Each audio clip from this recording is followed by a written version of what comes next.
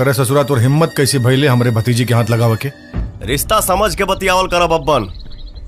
ससुर हम ना तू हुआ। रहल बात तोहरे भतीजिया के तरफ देखे के त खाली होके देखला ही नहीं खी, छुअले भी बानी, चुमले भी बानी।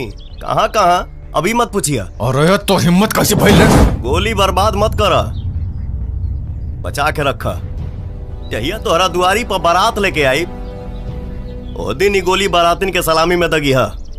कल 4 बजे तोहरा घर पे अपना जान के साथे मिलब। ठीक 4 बजे। अच्छा कहले जोन अपने मौत के वक्त मुकर्रर कर देले।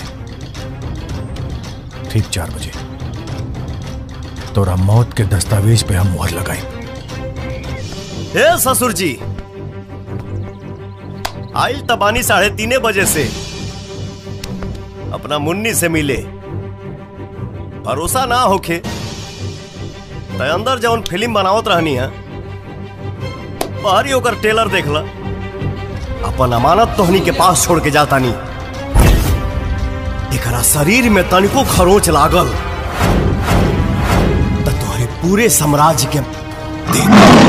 अगर ऐसा ना कहनी तो हम तोहरा बेटी के पता ना।